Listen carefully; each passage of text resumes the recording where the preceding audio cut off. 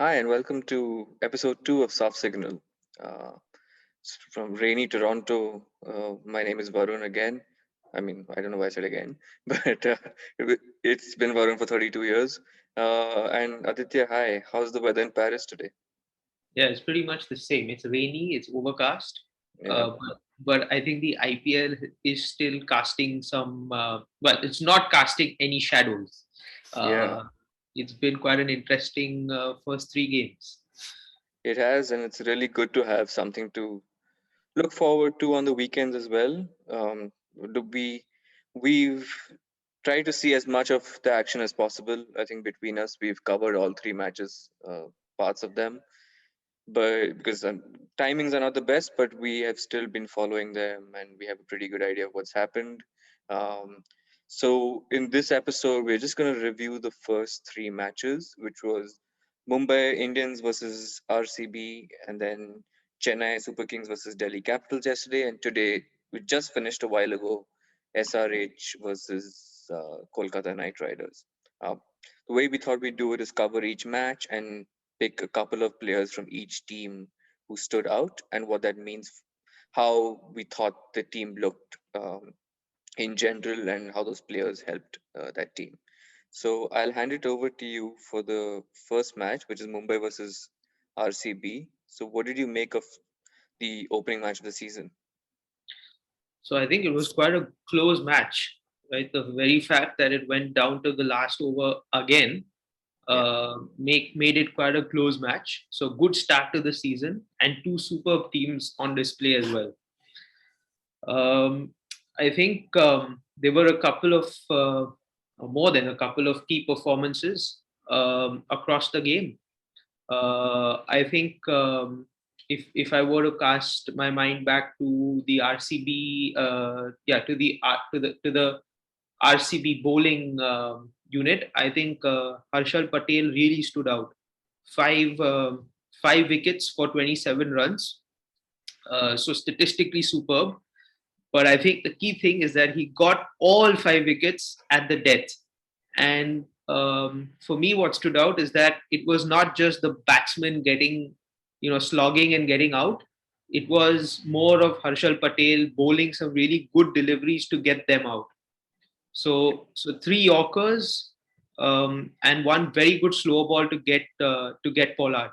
So RCB historically has had some issues with their death bowling, but maybe they've found somebody at the right time to kind of sort out their death bowling issues.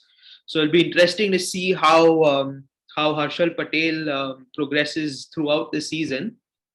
We didn't really see much of it in the first game, but he's also a useful batsman, meaning he can hit the ball quite a long way. So that coupled with his bowling makes him quite a dangerous and useful player at the same time for RCB. What else? What else? AB de Villiers, of course, mm. the amazing AB de Villiers, right? Year after year, he just manages to. Uh, Exactly. Year after year, he manages to play different roles for the team and play them so well. So he came in at number five actually. uh, I was surprised to see Maxwell bat above him, to be honest with you. But I think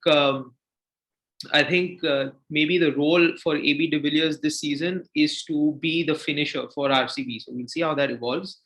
What he did really well was that he almost took them over the line. So 48 runs of 27 balls, all of it coming towards the back end of the inning. So that was pretty cool. Uh, what stood out for me is that the second last over of the innings, he actually was able to take Bumrah for a few runs. yeah, I think he hit him for 1-6 and 1-4 in the crucial second last over, which for me is the most important over in a chase. Uh, so, of course, hitting Bumrah at the death is not easy, but then it's ABD. So, yeah. he can do it, and he did it. What he would be disappointed, of course, would be that he didn't take them right across the finish line. He was run out just He is South African after all. You yeah, can't take that away. exactly. So, but what stood out for me is that when he got run out, if you look at the video, he didn't actually run in a straight line. Yeah, I saw that. It So was he ran around, yeah, around this the crease. So that obviously adds a few more steps to the distance that he needs to travel. Probably if he had run in a straight line, he would have completed that run and not been run out. yeah, I'm sure he knows that. I'm sure you won't see him do that again in the tournament. But that being said, superb knock. And good start for RCB, right? To beat yeah. Mumbai Indians in the first game is quite commendable. So good start there for RCB. Yeah, I think Harshal Patel was almost like Malinga bowling in the last in the death. It was really surprising because his first over was really bad, but he came back really well, and he actually his batting that you mentioned it. AB was actually trusting him with a strike as well, even in the last over. So clearly, the team management also seems to be aware of his batting abilities. So maybe he could be their all rounder. um, I was not surprised, but I think they had their batting order kind of all over the place in a way. It worked out for them. But Washington opening, I know he's done it in. I think he does it for Tamil Nadu in Yeah, T20s. But yeah, maybe I think once Padikkal comes back, Washington will go down. It was just, I think for this match, that was something they considered. But good for RCB. They are a confidence. If they get off to bad starts, I think they just falter. So it's important for them. It was good. yeah, it's important for them. Also, good to see Maxwell hit some sixes because Yeah. I don't think he hit a single six last year. He was struggling. So it was good to see him do pretty well as well. For I think for Mumbai as well, there was a good performance from Chris Lynn. Yeah. So 49 runs of 35 balls at the top of the order. So it was a typical Chris Lynn innings, I think. Stand and deliver, raw power, right? It was all muscle. It was all muscle from Chris Lynn. Like he was just standing there and swatting the ball. So typical Chris Lynn innings. But one interesting thing is that Quinton de Kock would normally have started, right? If the South African players were available, he would have started for Mumbai. Yeah. But obviously, in his absence, Chris Lynn started, scored 49, and he's made quite a strong case for himself. So it'll be interesting to see what happens once Quinton de Kock is back. And most probably, he will come straight back into the squad. But at least Chris Lynn has made a good case for himself and given Mumbai another option if they want to use it. But it was a good knock and a standout performance from Chris Lynn as well. Yeah, for sure. And I think I'm just looking at the scorecard. I think they ended up playing only three overseas. I think it was just Chris Lynn, Pollard, and Marco Jansen. So yeah. No, I think there was Trent Bolt as Oh, there well. was Trent Bolt. Yeah, I'm Yeah, just looking at the incomplete scorecard. Sorry. yeah, yeah. Uh, but yeah, I think he will make way for De Kock. But in case Mumbai needed any more confidence, they just now know that they have a gun opener Mm. in backup as well. I was also quite impressed with the bowling for Mumbai of Marco Jansen. I know he's a new bowler; it was his first game, but the way, especially that last over, it was a really good over. It was, I mean, he almost won it for them against AB. So Yeah. uh, I was surprised they played him ahead of people like Coulter and even Nisham maybe, but uh, it paid off. So it'll be interesting to see if they continue with him as well. Yeah, that you make a good point. That he was played ahead of Coulter Nile, who would normally have been the seamer in that position. But yeah, maybe Mumbai has seen something in the nets during practice, and who knows, Marco Janssen is probably going to get a longer run. So it's interesting. Mumbai seems to come up with so many good players each year. Yeah. Of course, their entire scouting system is to be commended for that.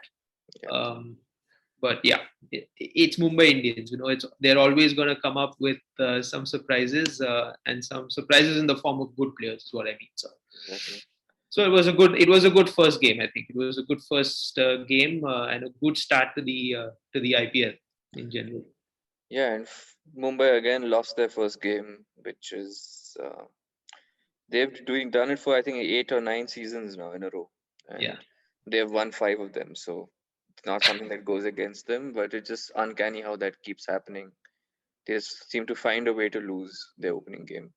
exactly, exactly. Okay, we can move on to the next one, which was yesterday, Chennai Super Kings versus Delhi Capitals. Hmm. And maybe I can kick that one off. I know we're going to split uh, looking at the teams. So I can start off with the Delhi team.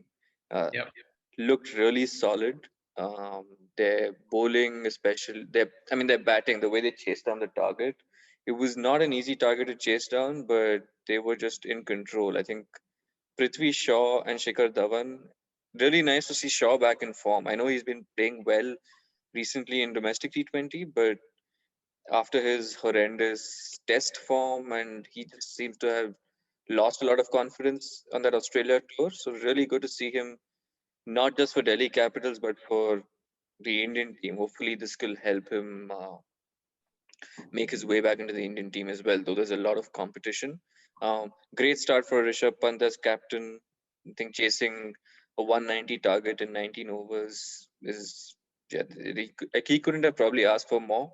Uh, Unfortunately, Ishant Sharma seems to have been injured. I'm not sure of how bad the injury is, but which is why he didn't start. So hopefully they can sort that out so that, because that will be I think a really important part of their bowling lineup. And there's still Rabada to come, so their bowling is only going to get stronger. Um, I thought Chris Wokes with the ball was really good. 3 overs for 18 and 2 wickets. Especially, I mean, one at the top of the order, which was Gaikwad, and then Karan towards the end, which was maybe just in the last couple of balls, but yeah, still good to have an international quality bowler in their lineup.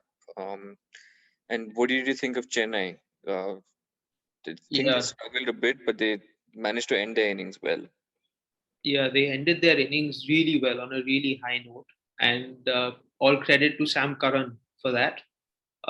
Super player, Sam Curran. I think he's on his way to becoming a really, really valuable player, especially at least the way I see it, especially in the shorter formats. Um, so because he's so versatile, he's got all the tools with the ball. So he swings it a bit. He bowls nice cutters. He's got good slower balls, and then of course his ability with the bat. So he can not only play like proper innings, but he can also be explosive, and we saw that in the ODI series as well, the last ODI, Yeah, which he almost took England across the line. So he's turning out to be quite an asset for CSK, and I think he proved it with that innings. I think he scored like 34 or 15 balls. yeah, So excellent innings from Sam Curran. It actually propelled them to quite a good score in the end. Unfortunate, of course, that they for them that they ended up losing, but that's what happens when the openers of the opposition play so well, right? Shikhar Dhawan and Prithvi Shaw, as you said, super partnership at the top of the order. And once your openers get off to that kind of a start, you can chase almost anything. Interesting though, Sam Curran absolutely took apart his brother Tom Curran towards the end, right? In that over 2 sixes, a boundary, and he absolutely laid into his brother Tom Curran, who incidentally reminds me a lot of Dale Steyn with the bandana. So yeah. I think the bandana is where it stops, unless yes, he can drastically improve. exactly, exactly. This reminds me of, there was a bowler. Sorry to digress, but there was a bowler called Avishkar Salvi who played Yeah, a Glenn couple McGrath. of, and they used to say his action is like Glenn McGrath, and I Yes. think that was where it stopped. I, So I remember Avishkar Salvi playing a few ODIs against Australia yeah, when they toured India, and that was probably his first series. I think he did play one more series against Australia in Australia after that. Yeah, But I think that's about it. That's where unfortunately for him, that's where the comparisons with Glenn McGrath stopped. he just played about 300 less ODIs than McGrath. Yes, and no test matches. So yeah, but another interesting thing about the Delhi CSK match was the return of Suresh Raina, Yeah, right? So Suresh Raina didn't play last season, if you remember. He was supposed to play, but for many for several reasons he did not. So it was good to see him come back so strongly in this match. What stood out to me was the way he hit those sixes. Like each six that he hit, and I think he hit four, they were so clean, right off the middle of the bat. They didn't just trickle over the boundary, they actually cleared the boundary easily. So good to see Suresh Raina back, and also back in such a strong manner. Of course, it was unfortunate that his innings ended in a run out. It's always unfortunate when an innings ends in a run out, and this was no different. Um, but yeah, the thing that strikes me about Suresh Raina is that he never really got such a prolonged run at number three for India, because that was Kohli's position in the end. I remember that toward sometime around 2009 slash 2010, he was actually occupying that spot for India in T20s, but I guess that's where it ended, and it's just yeah, unfortunate that he didn't get a longer run.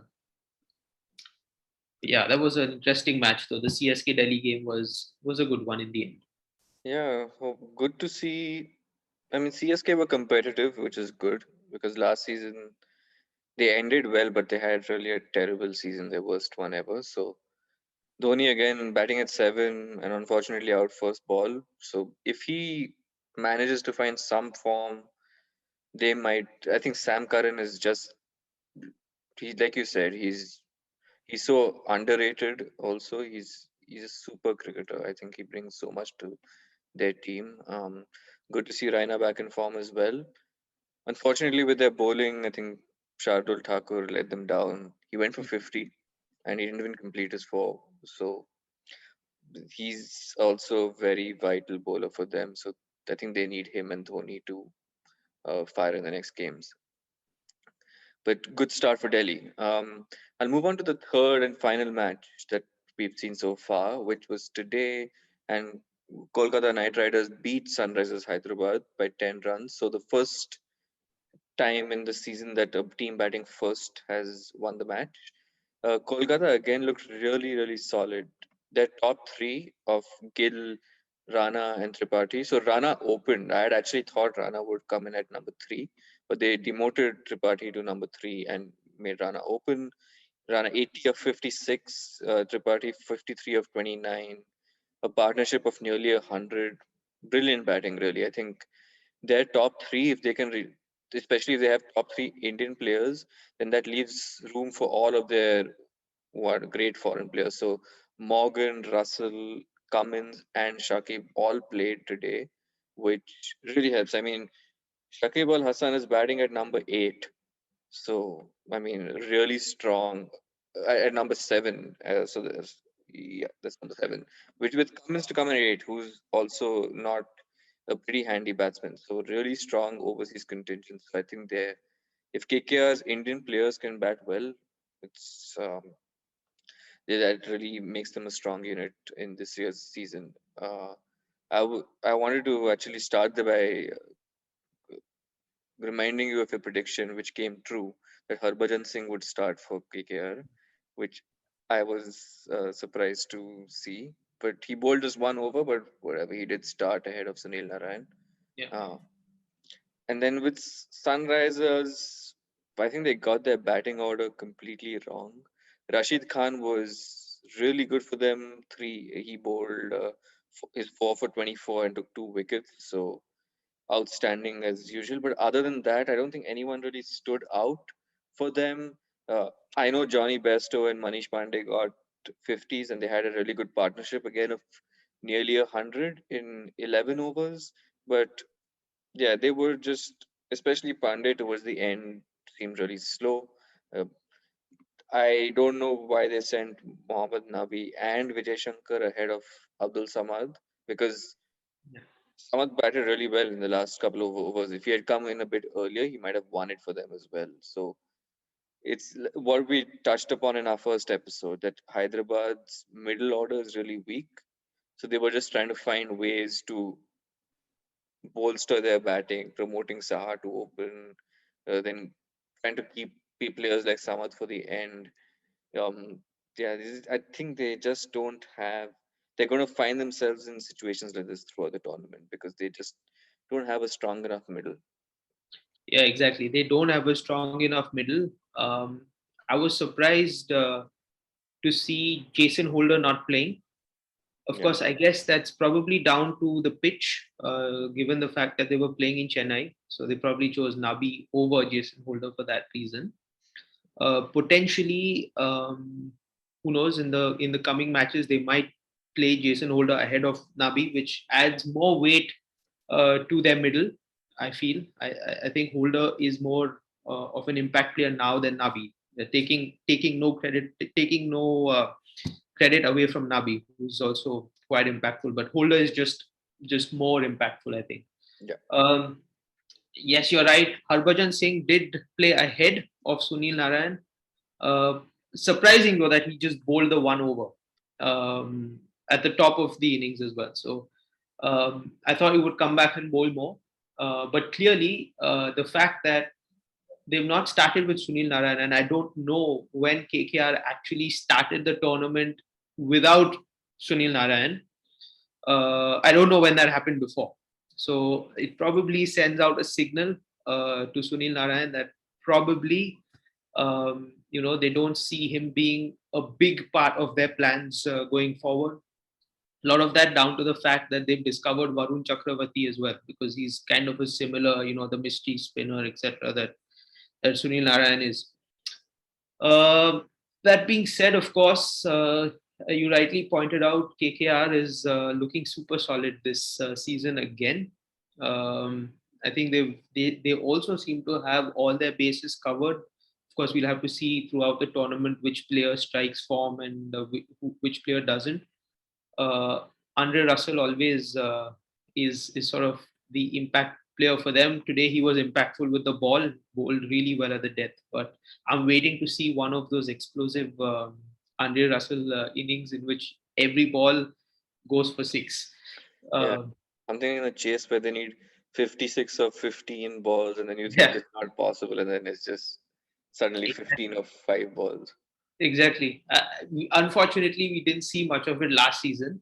Yeah, But if you recall 2 seasons before this game against RCB, and I still watch the highlights of that game.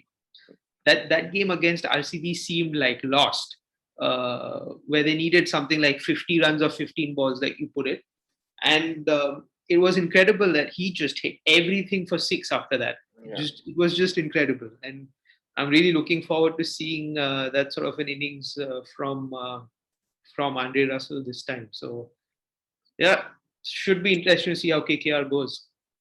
yeah. Question for you about Sunrisers: if they're going to play as an opener and they have Besto at four, do you think Kane Williamson might be a better bet at four rather than Besto? Uh, to be honest, yes. I think Kane Williamson is a better middle order batsman. Um, but the thing is that I think they'll probably start with Johnny Bairstow for some time because he's historically played really well for Sunrisers. So especially last season as well, he really did well. So given that, they'll probably give Johnny Bairstow a longer run. Um, if of course things don't work out, and honestly they did almost work out today. He played well at number 4, so he might get an extended run for that reason. um, and of course David Warner will always play. He's the captain of the side, and of course there's no doubting his performances. He's really performed well over the years, so will be interesting to see. It's one of the unfortunate scenarios for Kane Williamson where the rule of having just four overseas players actually works against him. Like, he's such a good player, he's probably going to come in and score runs whenever you give him the chance. But again, having just four overseas players means that Kane Williamson cannot get into the team because that affects the balance of the team. So we'll wait and watch, but I think they will play Johnny Bairstow for some more time. Yeah, I agree. I feel sorry for Kane, but I think his whole persona is built around people feeling sorry for him. So in for what, not through any fault of his, but when you think of Kane Williamson, you think, oh, poor chap, bad Yeah, luck. So it's just another instance of feeling sorry for Kane. Mm. yeah, Uh, On a lighter, very much lighter note, I don't know if you saw that ad bit with Rahul Dravid. That is the highlight of the first 3 days watching that ad. I was just so surprised. I didn't know how he managed to, how much they must have had to convince him or paid him to to do something with that. It was good to see. exactly. But Rahul Dravid is so amazing anyway. So Yeah, we can have it's always another good to episode see him. talking Yeah, about we how can have one amazing he is. episode dedicated just to Rahul Yeah, Dravid. cool. And yes, so that was the first three matches. I think there's tomorrow is Rajasthan versus Punjab, so we'll see all 8 teams by tomorrow around this time, and then we have a packed schedule for the whole of next week. There's a match every day. KKR versus Mumbai on Tuesday, which will be an interesting one. I think Mumbai always have the upper hand over KKR, and it will just be nice to have something to look forward to every day. Yeah. Anything thing you want to mention with regards to any of tomorrow's teams, Punjab or Rajasthan? Yeah, so I'm keen to see how Rajasthan goes under the new captaincy of Sanju Samson. Should be interesting. Um, Kings 11 Punjab, to be honest, I do like that team. I like the players in that team because they play such entertaining cricket, starting from Chris Gale, KL Rahul, and one of my favorites, Yeah. Nicholas Pooran. So, In case you um, missed in the first episode, I think Nicholas Pooran gets mentioned quite yes, often. quite often, and let's see. Hopefully, he does something spectacular tomorrow as well, so that we can mention him in episode 3 as well. Yes, we'll make every episode a Nicholas. We'll have Nicholas to make it. Pooran. It's a rule. We have to mention him at least once. But yeah, I agree. I think the Punjab is just an exciting team. Uh, and Rajasthan, ma'am, I don't personally like them too much, but their first 11 could is a strong one as well. It'll be good to see what they're like. We would have done an episode tomorrow, but unfortunately, work will come in the way. So we thought we'd just do one today with the 6 teams that have played. Cool. So I think we will wrap up. This is a good place to wrap up. We'll be back next week as well with the roundup. There'll be more matches to look back upon. So it'll be in more detail. But I hope you enjoyed this episode, and we'll see you in the next one. Thanks again. See you. Thanks again. See you next week. Bye.